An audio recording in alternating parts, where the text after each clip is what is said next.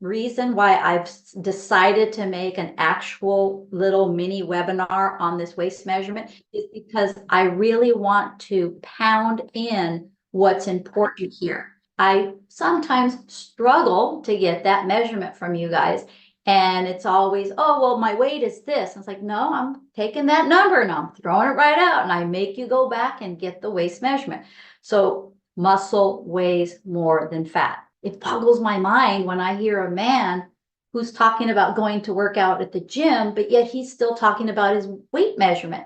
The gym rats that I have inside this course should be the last ones talking about their weight measurement, because why?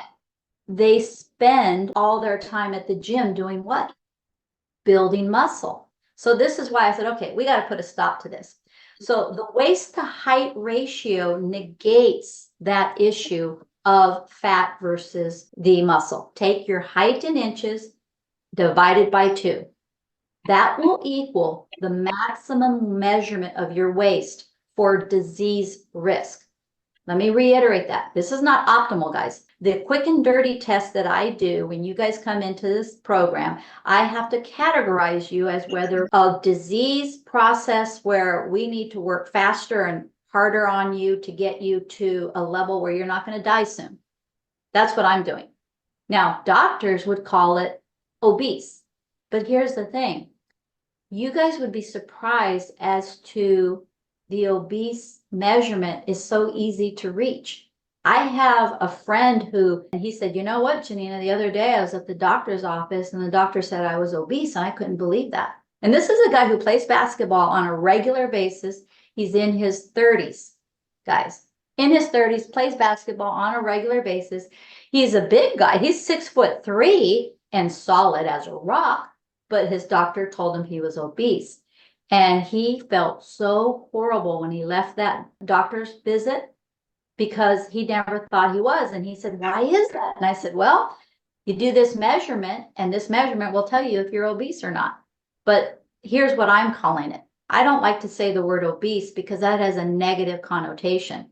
Because I saw how distraught my friend was in his 30s playing basketball on a regular basis and going to the gym and in the dating world to be now labeled as obese. No, I throw that word out. We want to talk about disease risk.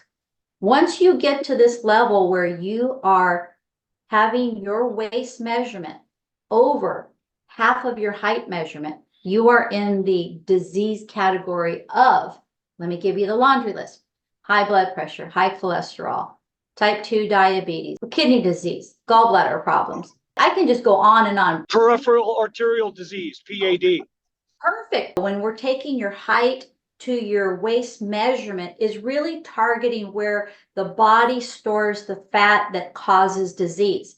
If you remember before, we talked about babies are all cute and cuddly when they're chubby down to their little toes. That is subcutaneous fat. Perfectly fine. That subcutaneous fat is protective and also serves to get them through a famine. You know those charts that a doctor has, you find your height on one side and your weight on the other, and then you got to measure to, to where it intersects. Throw that out the window too, because all of those are not basing the thing that Kevin brought up, which is the various stages of inflammation. So just to give you a little background as to why this is important that you use this ratio instead of BMI, we can throw body mass index out the window. Anybody who talks to you about BMI doesn't understand health. Okay, who's talking about BMI?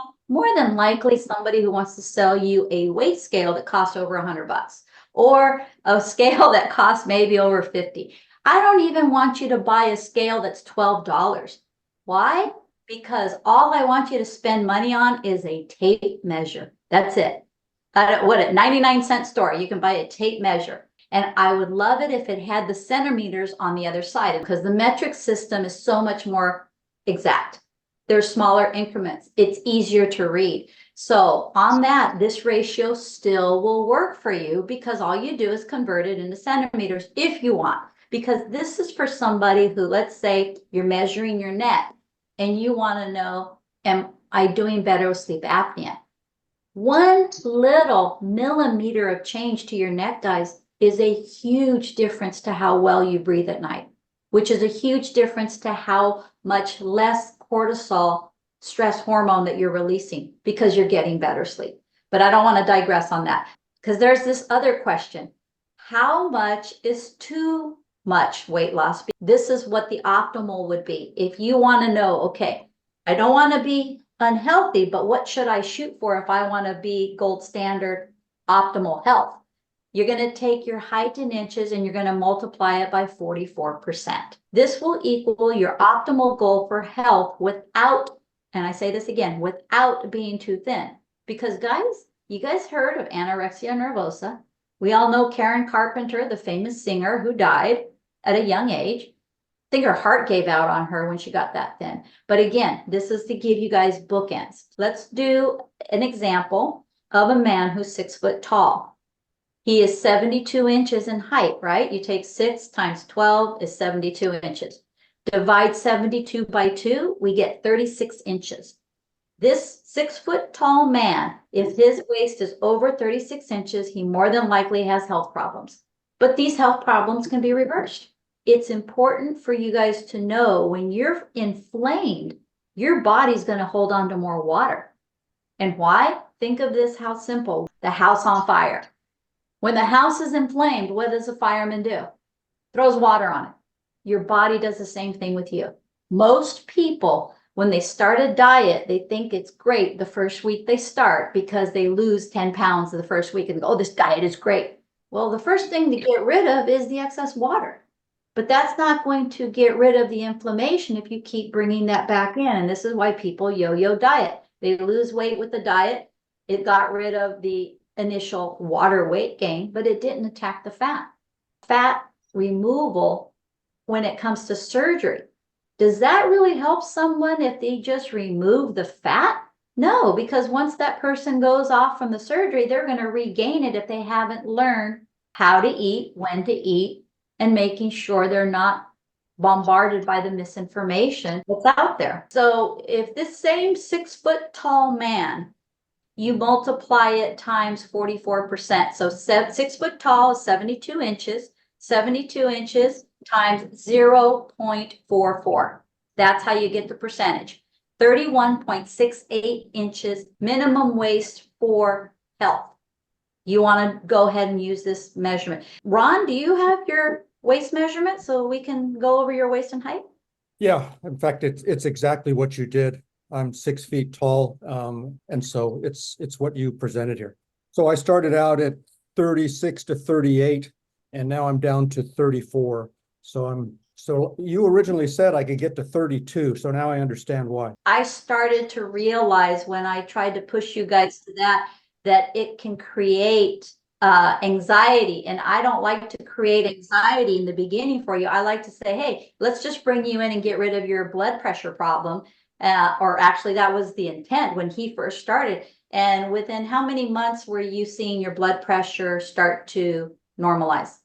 It was a pretty short period of time. And this is what I want to reiterate to you guys. When you guys come in here, yes, I love when you guys look better by getting rid of the excess fat. It's amazing. The aesthetics are beautiful, but my real goal is to get you guys healthy. And here's what's impressive about your human body. I can get you healthier much quicker than I can get you to look like an Adonis. To get you healthy, the body is not asking you guys for much, which is why when we go back, I want to go back to this ratio here. Taking your height, dividing it by 2 equals your maximum, guys. Maximum measurement for disease risk. And this is where you guys have to understand. Here is your optimal goal for those that are the overachievers. If you're a man who's over the age of 50 and you want to get rid of belly fat without having to diet or exercise and reverse disease, click the link in the description box below. It's my calendar.